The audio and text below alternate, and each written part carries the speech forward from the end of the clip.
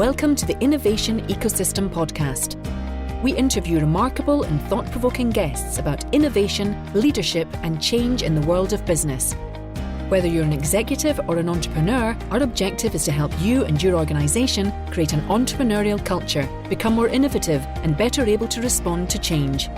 Each week, we'll deconstruct world-class performance from the arenas of business, academia, science, and sports. Each week, you can expect key insights, fresh perspectives, and proven tools you can use straight away to make you more successful professionally and personally. With your host, Mark Bidwell. Hello, welcome back to the Innovation Ecosystem. And if this is your first time, welcome. My name is Mark Bidwell. My guest today is Kevin Cashman, CEO of Executive Development at Korn Ferry International and author of a number of books. And it's great to have Kevin on the show. I know him personally, and he's directly worked with some of my friends and business associates. And his firm is now part of Korn Ferry, which recently took over the Hay Group, where I began my journey as an innovator over 20 years ago. And consistent with the need to create space for thinking, for self-reflection, which is a core principle we've explored with many previous guests, such as David Allen and Lisa Bedell, Kevin's written an excellent book recently on this subject called The Pause Principle, which we're going to explore in detail throughout the podcast. And we also learn about Kevin's new area of focus, which he calls story mastery. And here he goes beyond the language of questions and into that of stories, which he argues can be hugely transformative. And again, this resonates really strongly with me as an anthropologist, and of course with what I'm doing now. In this podcast is essentially about sharing stories and wisdom to help people and organizations transform. And the final thing that really stands out from this interview is Kevin highlights what the data from over 1.5 million leaders shows, as to what truly innovative leaders do. And there's something that they do 4 times more often than their peers and really sets them apart. And this is why self-awareness is so essential and how its absence in leaders correlates with poor financial performance in the companies that these leaders are leading. So lots in here. Hope you enjoy it. So this is Mark Bidwell of the Innovation Ecosystem. With me today is Kevin Cashman. Now, Kevin and I have known each other for a number of years, both in the world of executive development, through some of the clients Kevin works with, but also in Korn Ferry, which recently took over the Hay Group, where I used to work. And Kevin is Senior Partner, CEO and Executive Development at Korn Ferry International, and author of a number of books. Kevin, it's great to have you on the show. It's great to be here, Mark. It's great to reconnect as well. It's really a pleasure. So, Kevin, probably the best way into this is, you've been in this business for 30 years at least, I think, and, have extraordinary experience in a number of different areas of leadership development. Perhaps the entry point would be just to explain, how did you find yourself in this industry? What led up to it? What was it that was so compelling for you that's kept you in it for over 3 decades, if you like? Well, it is over 3 decades. I stopped counting after 3 decades because quite frankly, I thought that's enough, right? Beyond that, you don't want to emphasize it. But it really goes back to a fascination and passion around human development, really. And that evolved into leadership development over time. So my background is in psychology. I was fascinated with Maslow's work, with Erik Erikson's work, and quite frankly, the psychologists that studied self-actualization, positive psychology, and human performance. So I was interested in the psychology that studied when people are growing healthy individuals, what shows up. And from that, it evolved into helping professional athletes and Olympic athletes in mental states that would impact performance, and did that early in my career. And from there, started helping individuals, particularly executives, in the transition in their career to more fulfilling, purpose-driven careers. And from there, it evolved into leadership development 25 years ago. And then we operated as a company called LeaderSource for many years. And then I started writing books, and it started, expanding to different parts in the world. And then 10 years ago, we sold LeaderSource to Korn Ferry, and now with Hay, we're 7,000 employees. So it's a journey from 1 to 40 employees to 7,000. Extraordinary. And the thing about the book that I've read, the first one of your books, which I read probably 15 years ago, Leadership from the Inside Out, it is actually it connects this field of personal growth, which had been reasonably, I suppose, niche and not necessarily mainstream in the boardroom, but it connects that to leadership effectiveness. And from that point of view, it's quite a pioneering, bridge building work, isn't it? Well, I don't know if I can say that. Maybe others can. But what's interesting is when you look back 20 years, I'm just working on the 20th anniversary edition, which will be next year. And when you look back 20 years ago and you look at the bestsellers in business, they were all about process.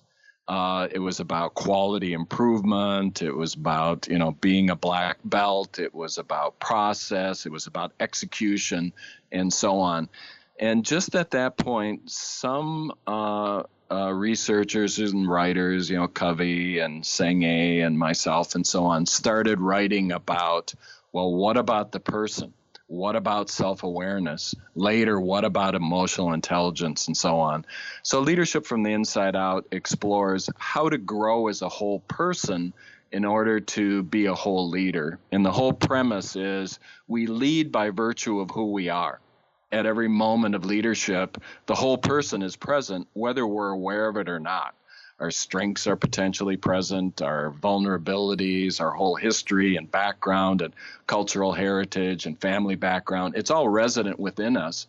So what distinguishes a good leader from a great leader is how aware are we of who we are and what we have, and how well do we apply that?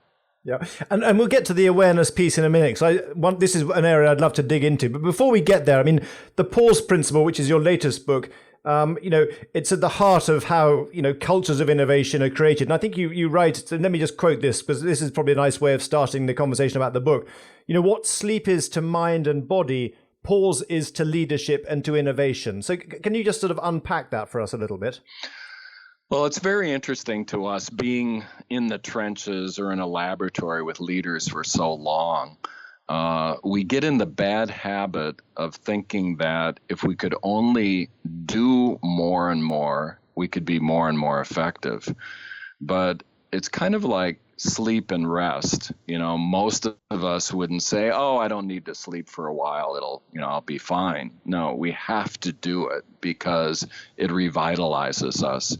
But in business, it's the same. We have to step back, whether it's into our own self-awareness to refresh and innovate self, whether it's to step back as a team strategically and behaviorally and step forward in new ways, or as an innovating organization, how are we going to step back individually and collectively to create the new and the different? So it's counterintuitive, meaning we don't think of it, we kind of accept sleep, but we don't think about the pause in business. But if we're really interested in breakthrough, individually and collectively, we have to step back. So maybe we can start here then in terms of it does start with the individual, I presume, whether they are leaders of large organizations or, leaders of teams or perhaps even individual contributors. Is that... do you, what lens do you apply on, for instance, the individual team leader? How do you help them begin to understand the importance of pause in their day-to-day existence? Well, we may start with the leader, but it all depends what the engagement is. Sometimes we'll start with the team or the culture and work back towards the leader. But ultimately, the individual, the team, and the broader culture and marketplace have to relate to each other. We view development like a infinity loop where there's inside-out transformation that might be more from the individual building their self-awareness and making an impact. And then on the other side of the infinity loop is the outside in. How are others seeing us? How is the marketplace seeing us? What are the process and organizational dynamics? So it's always both, right? Mm-hmm. It's always individual, team, organizational, and marketplace, always interacting. But if we're starting with the individual, then we do really help them through the use of assessments to look at personality and leadership characteristics and competencies and experiences and even life influences to work with them from the inside out. But even in that work, we also have to work from the outside in, with 360 assessment and even marketplace data and so on. How are things going there, and how from the outside in are we informed? But the reconciliation of the individual, team, and broader organization and marketplace is always going on. You can start with the individual, you can start with the team or organization. It doesn't matter. What matters is that those different aspects of self, team, and organization and marketplace get integrated and related. And I think, I'm not sure in which book, but you talk about the power of self-reflection. I mean, as the most important personality-related aspect of leadership.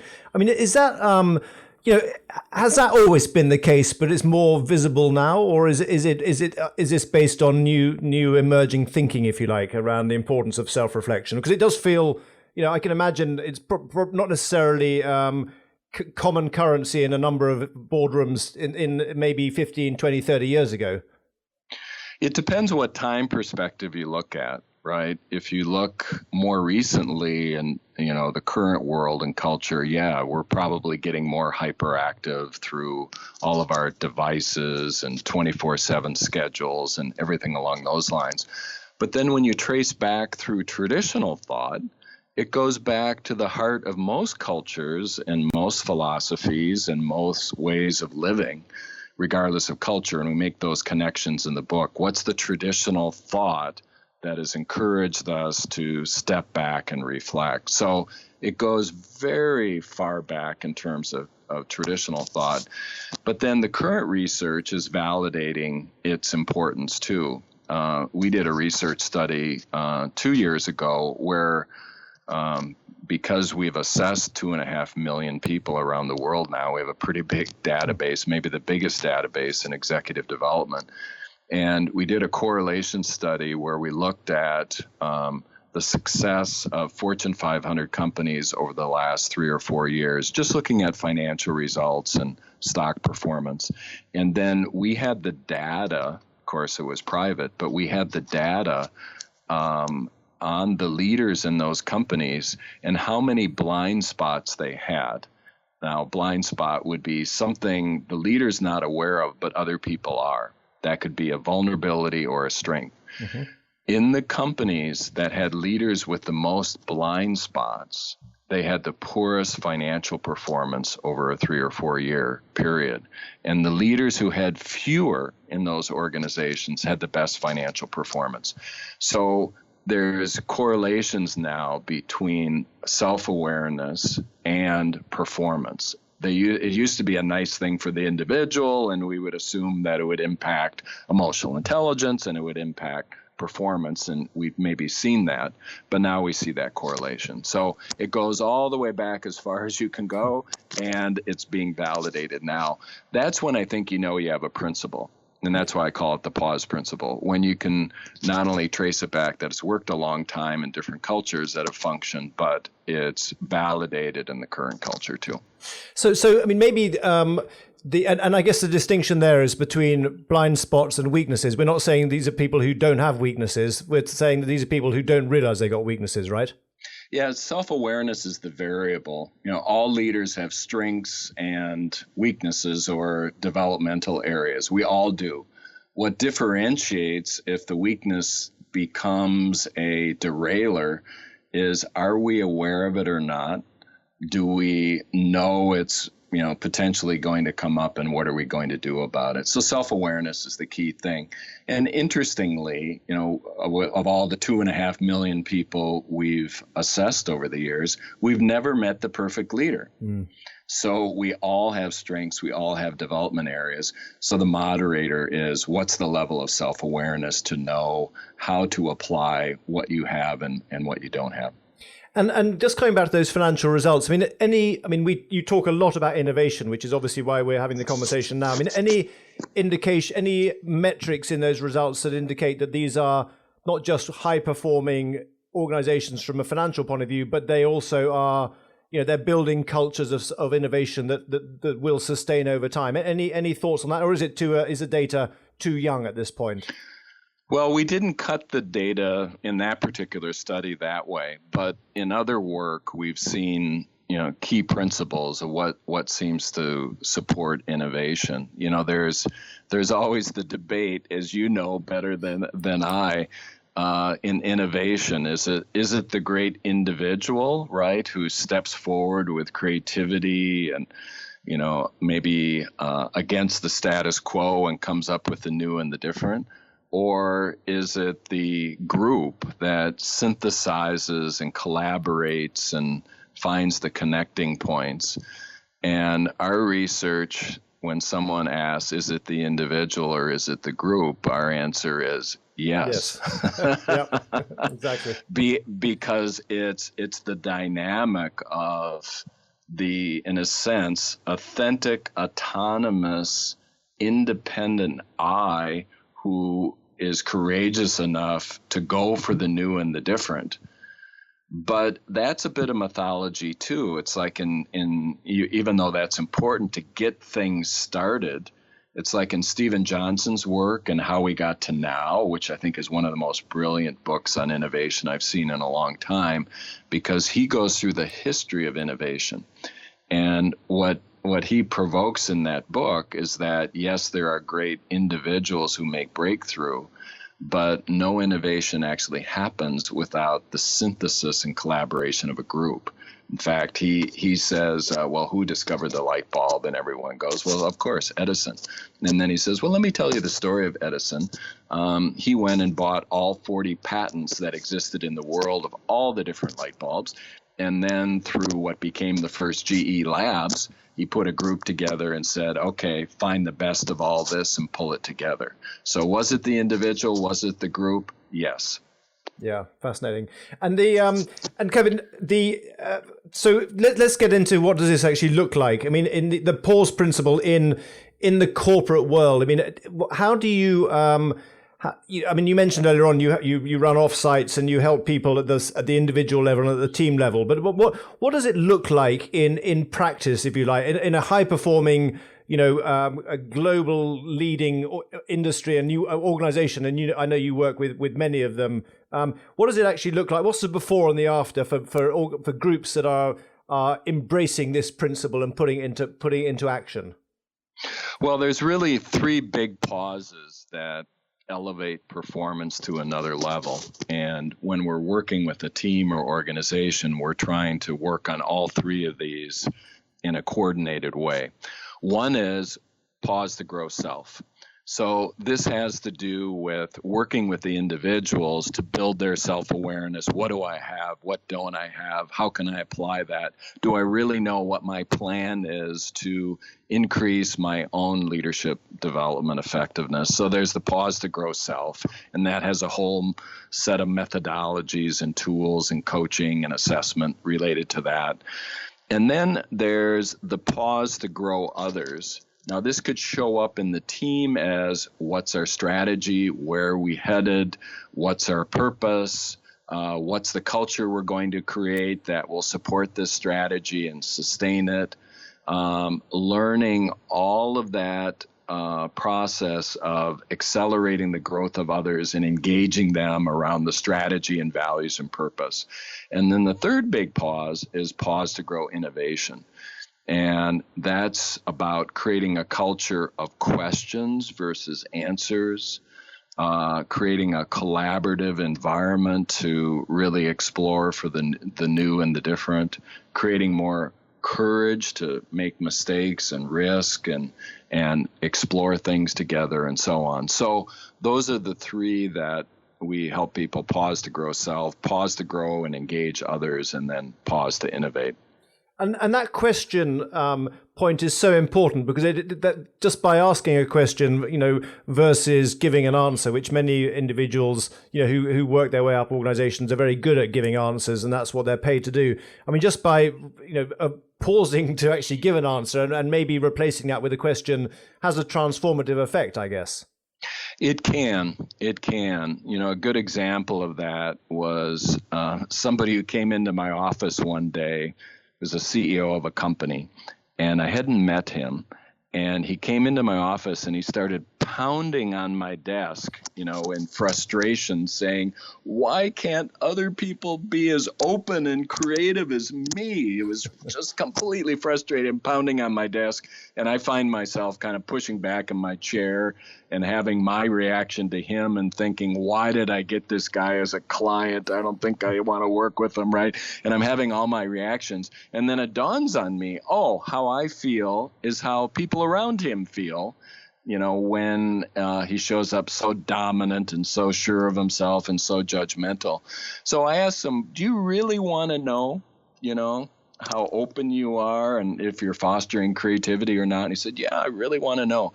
So we went through a very thorough process, assessing him, assessing the environment around him, really pulling this together. And as it turns out, he was very open to his ideas. He was very open to being the only expert in the room. He was very close to other ideas and other emotions. So he said he was about openness and creativity, but he wasn't being it. So to his credit, he learned lots of things. And one of the things had to do with questions. And one of his practices, which is powerful for most leaders, is when you think take a pause in a group and ask another question. And then see if you can synthesize that into a bigger whole, and then ask another question and challenge yourself and see if you can get to a more creative, elegant solution than where you were at. So it's a very powerful thing. Sometimes we call questions the language of innovation. And we found in our work as we were preparing the book is that the most innovative people would question at a 4-to-1 ratio of expressing expertise. 4-to-1.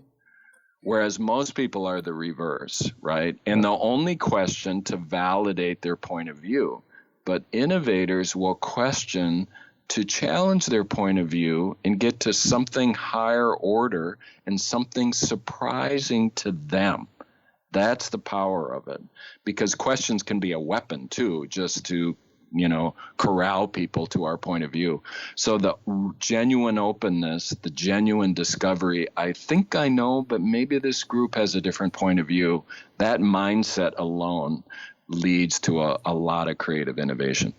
And Kevin, you used an important word there at the beginning around practice, because you talk about practice in the book. And I'm curious about this concept of myelin, which comes out of the book, The Talent Code. The neurons that fire together, wire together, this ability to actually strengthen this behavior on an ongoing basis such that it becomes almost a second, it's almost like driving a car. It happens in the background. I mean, how do you take let's take this example, the guy pounding on your desk, who finally recognized, through the process, his self-awareness was built, started hopefully to develop a new practice of questioning. How do you help someone build a new practice, get rid of an old habit and replace it with a new habit? Any, because a lot of innovation is actually the habits that you, and as you say, one of them being questioning, but the habits that you actually practice on a regular basis. What do you do around that? Well, it's a great question because ultimately it all comes down to practice. The challenge is that practice going to add the most value? Or is it another practice that doesn't add value either? So you have to back up before you get to practice. And the first thing is build awareness of what's happening. How am I impacting people? How do you want it to be different? And so on. So there's build awareness is the first stage. The second stage is build a commitment, because we have to be aware of what we want to do differently. And we have to be motivated to do it. What are the upsides if I take on this new practice? What are the downsides if I don't? What's really at stake? So let's assume the awareness is there, the motivation is there, why I should do it, what I'm going to lose if I don't. Then you can practice and sustain something. It's like, a New Year's resolution is high awareness but low practice. Why do people have the same ones every year? Well, it's not lack of awareness. It may be lack of motivation because they don't know what to do, right? And therefore, they don't practice, or they need to try something else. But it all comes down to practice. And this also goes back to the work years ago I used to do with professional and Olympic athletes. It was clearly they had the talent for the sport they were in to be world class. But what differentiated the world class athletes was their intelligent practice, that they got the coaching, they really worked hard, but they worked hard on the right things to create value and do it in a way that didn't harm themselves in the long run, because that can happen too. We can practice the wrong thing and harm ourselves or others, or get injured and quote injured in different ways. So building awareness, building commitment and motivation, and then having the right practice is really key. And this is where coaches can come in to really help us kind of in all fields of life. And you refer in the book to someone we both know, far better than I do, but nonetheless, who you referred to as the best CEO, one of the best CEO coaches you've ever seen. This is Thomas Eberling, and you put him in print, so I'm sure you don't mind talking a little bit about him. What kind of things? I mean, he's a CEO coach, clearly. What does world-class CEO coaching actually look like? Is it similar to what you've already talked about, or is there a different angle here? Because a lot of the listeners are executives who are who might have some coaching capability, but probably wouldn't see themselves in the way that you've described this individual. Well, I think first it's someone who has a passion about developing others, and often, in his case, a passion around performance, and he would take the time in the midst of all of the performance drive to give feedback that would be, honest and direct, but also to advise and guide individuals throughout their career and for their aspirations. And, sometimes through tough love, really help people, step forward in new and different ways.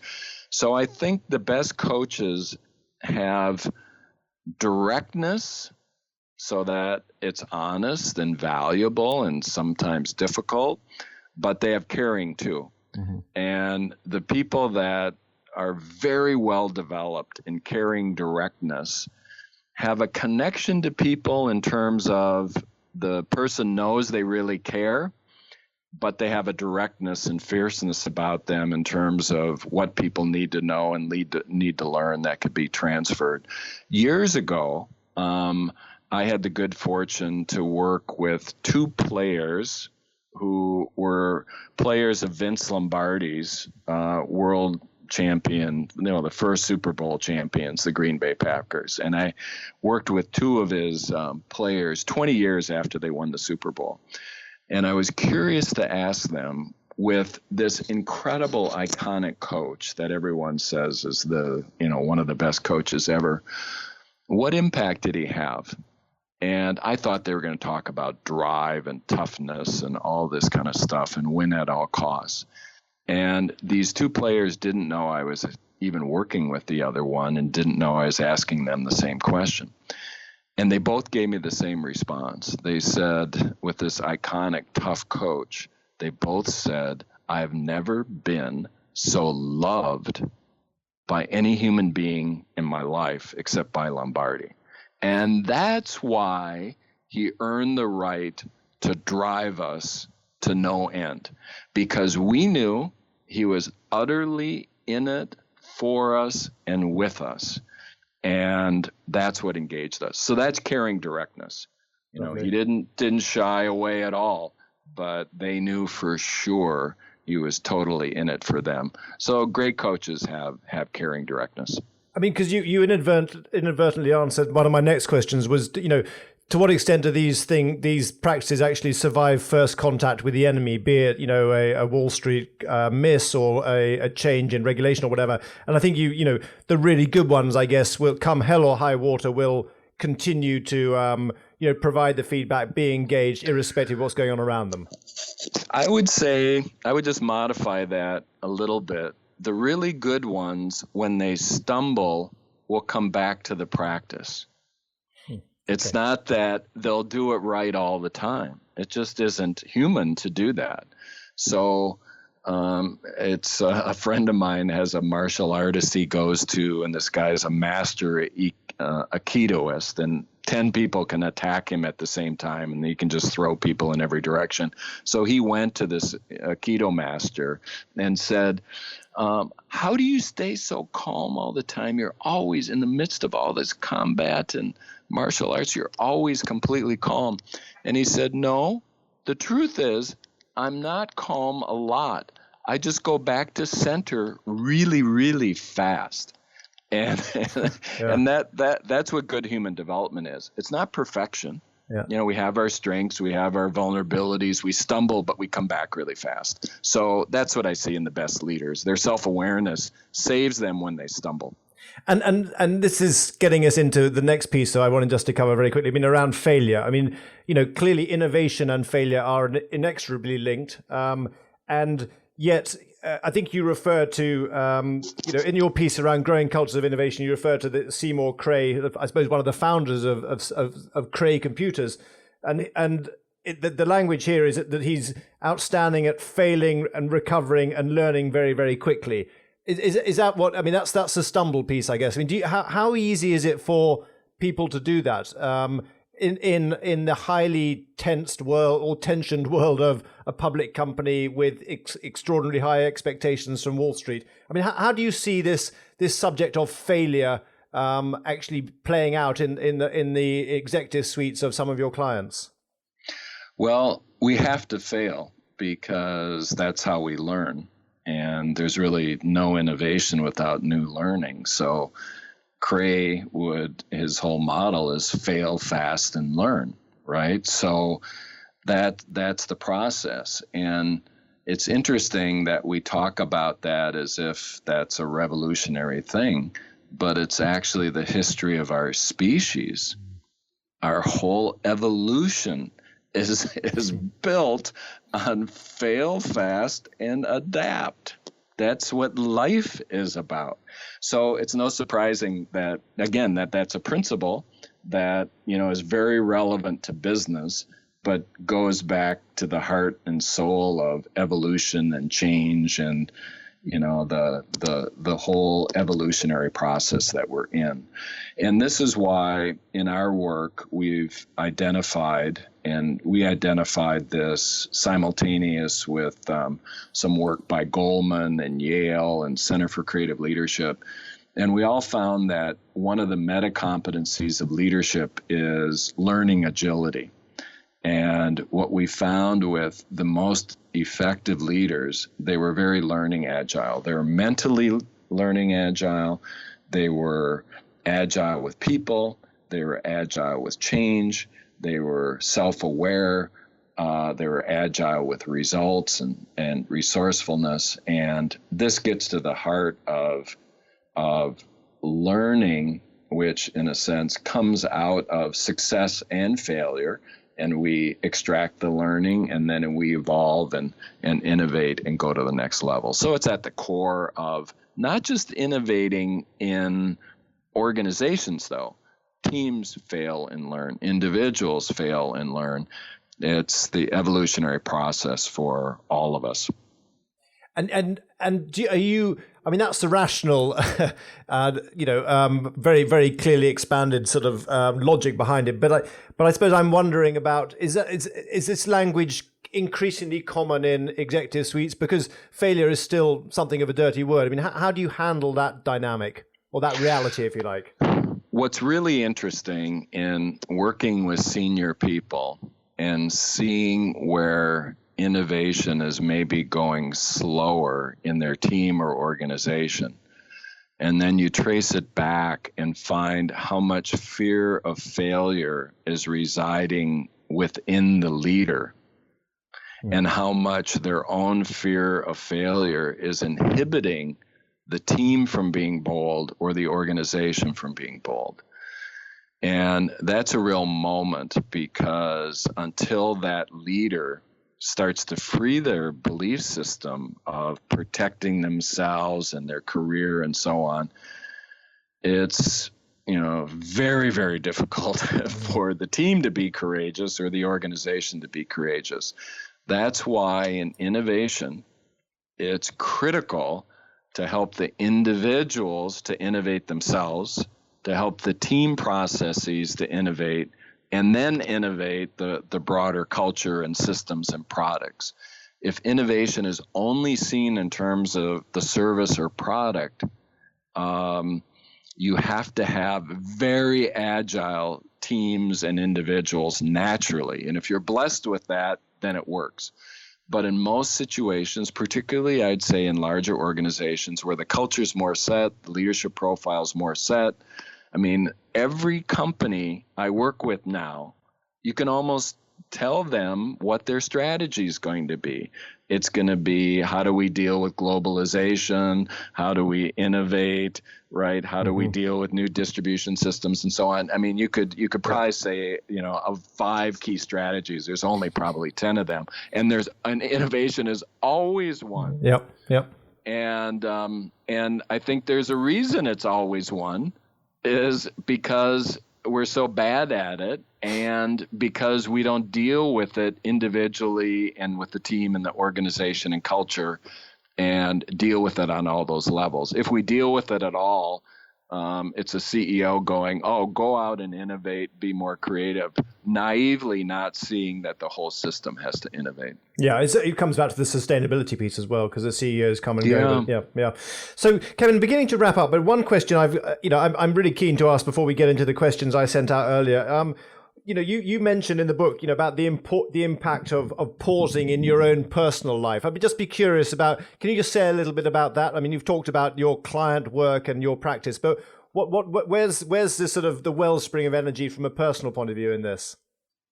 Well, the wellspring goes up and down. Yeah. And there's a reason I think the pause principle is so important, because I know I have to practice it too, constantly. And, like with our clients, we're on these global 24/7 schedules too, traveling around the world, jet lag, multiple priorities and so on. So I really pay attention personally to fitness, diet, lifestyle, how I'm managing my energy, because the dynamics of the job I love, but they take a lot of energy. So I have to constantly be working on my own energy. I've practiced, a meditation technique, TM, for 45 years now. It's one of, you're talking about sleep. I need to sleep, but I need to meditate every day too, particularly at the end of the day, to just let go of the day, get my energy back. So it's been one of the most important transformative things for me. But it's a constant monitoring of energy. And what's interesting is when you really love what you do, which I do, it's very much a purpose-driven thing. In fact, I can't even imagine retiring from it. It's like, what? You love it. It's great. It's having an impact. And somebody says, okay, you're 65, you should retire. Tell me why. What's the point, right? I don't get it at all. But I think when you really love and have a passion for what you do, it's even more, and it gives you a lot of energy. You still have to take care of your energy. And it's tough. And I see it with our clients, particularly the CEOs running companies, and is their model, is their own energy model sustainable? And often not. And that's why people collapse into retirement and go, thank God I survived that. Mm-hmm. So the final question I need to ask as a result of that, I mean, do you see any emerging, any glimpses of a new principle, or what's the next horizon or the next threshold of your thinking around this? Because it's a long, as you say, you've been doing it for over 30 years. Any glimpses of a new principle emerging in your thinking or your practice? Well, the thing I'm writing about now, and I'm going to add it as a new chapter in the new version of Leadership from the Inside Out that'll come out next year. And it's the whole principle of story and how story can be equally transformative to questions. And stories for humans have the unique ability to inspire our heads and our hearts at the same time. From cave paintings to multimedia, at the core, they're all about stories. But the problem with stories in leadership is that often they get trivialized in terms of, let's learn how to tell stories. But this model of story mastery is, first, at the core, if you imagine concentric circles, at the core, we have to know our story. What's our story? What have been the highs and the lows of career and personal experiences that have formed our real values, not just the things we say that are socially acceptable? What has our life taught us about what's really important? So we know the story. And then the next concentric circle is, okay, are you being that story? Because knowing it is the journey to self-awareness. Being it is the journey to authenticity. And then are we expressing that story? And that would be the path of inspiration and is a bit of storytelling, but authentic storytelling that finds the intersection of our deep authenticity and the deep relevance to others. And then the outermost concentric circle sounds strange, but that's discover the plot of your story. And that's purpose. What are the threads that run through our story that are the intersection of our gifts and the value we create? It's much like Picasso once wrote, the meaning of life is discovering our gift. The purpose of life is giving it away.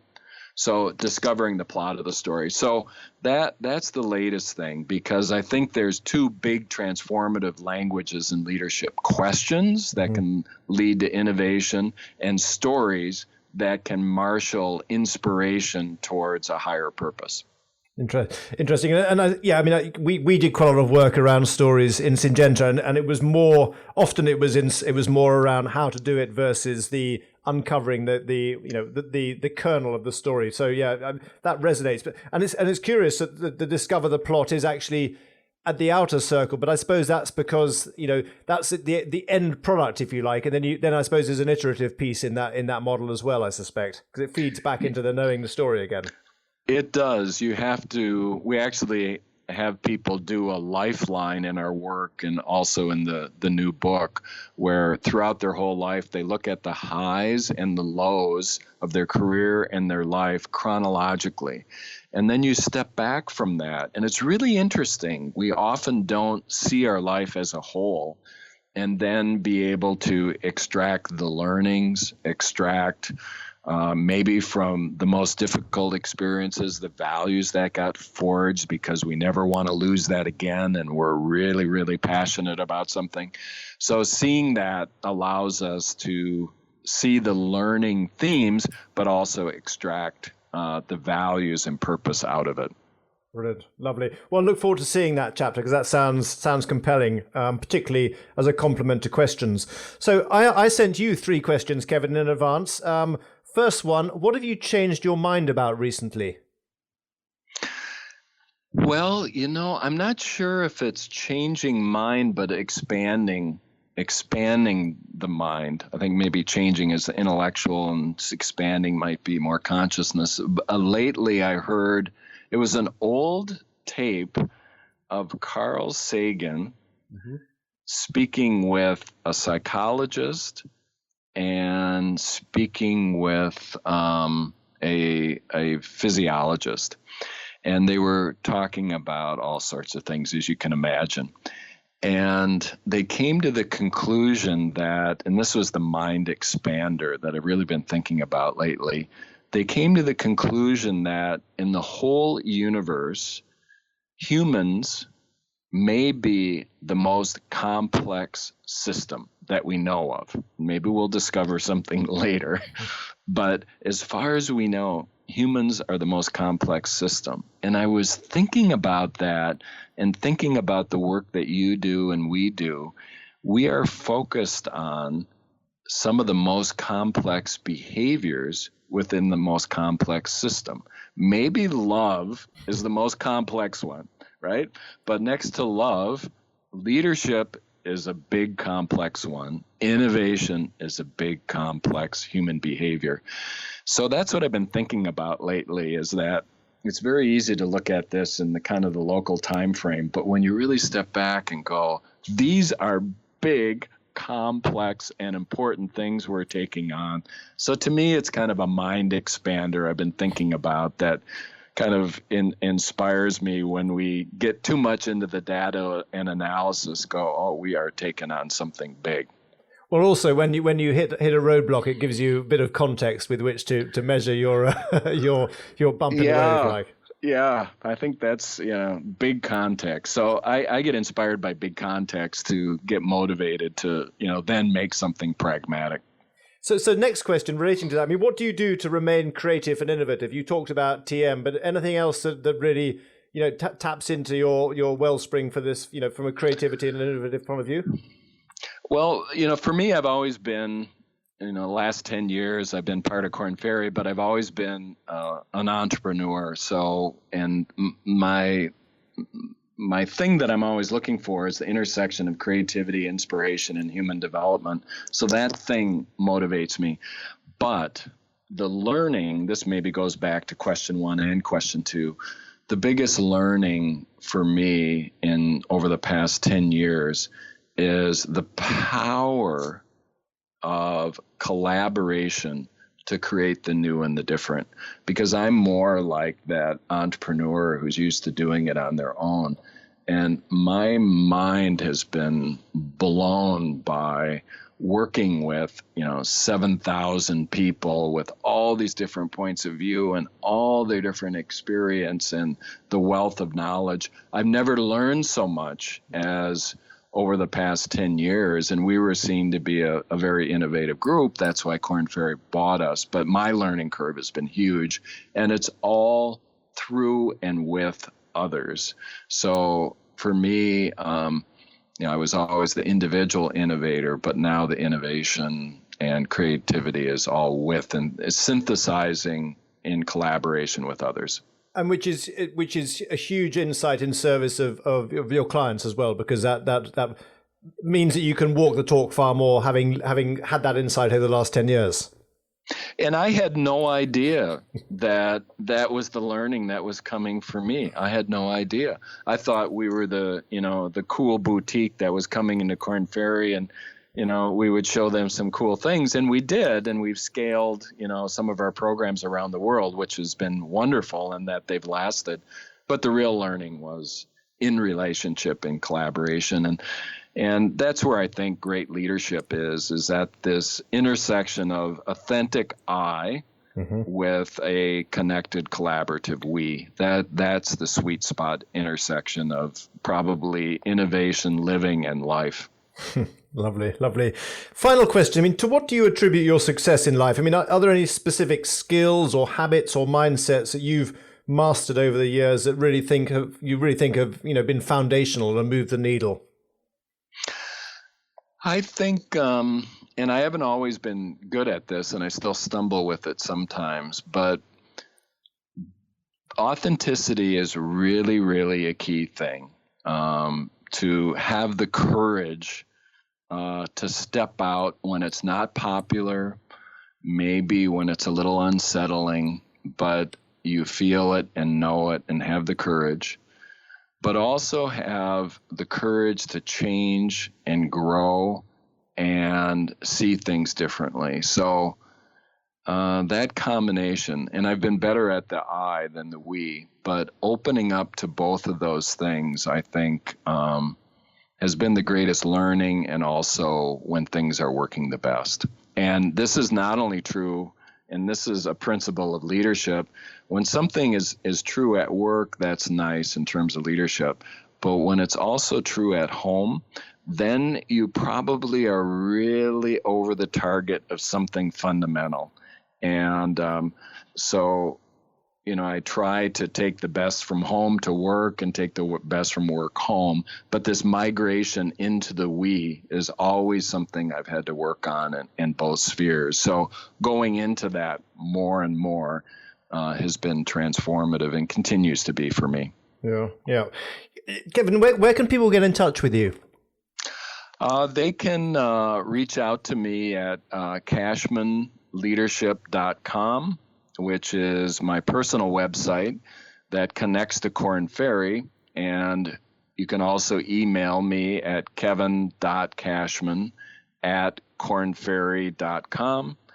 And you can reach out to me on LinkedIn. And I have a group on LinkedIn called Transformative Leadership as well. So all those places, you're welcome to reach out. Great, and we'll put those in the show notes. So Kevin, I'm mindful of time. I mean, it has been great to catch up. I know we've worked hard to get this in the calendar. We had a few technical glitches, but it's worked out fine in the end. And as you said, I mean, I think this has been I've learned a huge amount from you preparing for this conversation and also in the conversation. So it's been great. And let's next time you're over, look me up, and vice versa when I'm over in your part of the world. But many thanks for a fascinating conversation.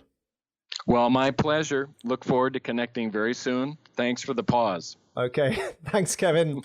Bye. Hey, take care. Bye. So Kevin often refers to questions as the language of innovation. And it's the ability to ask good questions that really makes a big difference in leadership, as is illustrated by that 4-to-1 difference between questions and giving opinions, which characterizes good leaders. And that's the research that came out of this mega study of leaders and innovators over the years.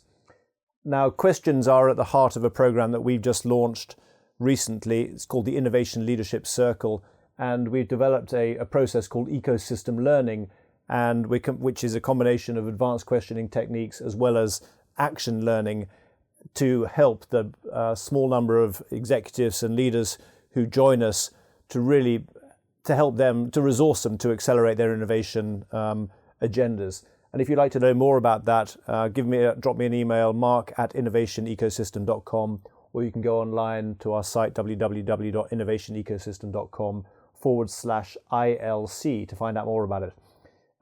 Kevin's analysis of the huge number of leaders and innovators reveals once more that people at the top of their game in this area do have some common skills, some common characteristics. They have access to certain tools and almost personal hacks. And we've discussed a number of these with previous guests on the innovation ecosystem. And this chat for me highlighted the links between all of these themes that we're seeing emerging. I mean, and just to quote a couple, I mean, there's a theme around how do you think about and deal with failure. There's a big theme, obviously, coming out of this interview with Kevin around questions. And of course, space. How do you create space? As a leader, do you create space or do you take up space?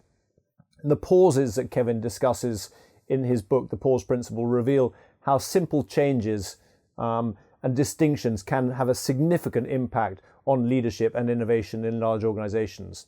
And the final thing that stood out for me from this interview is just the impact of the pause has had on Kevin's own life, and how he's had a lifelong practice of pausing for much of his professional career anyway.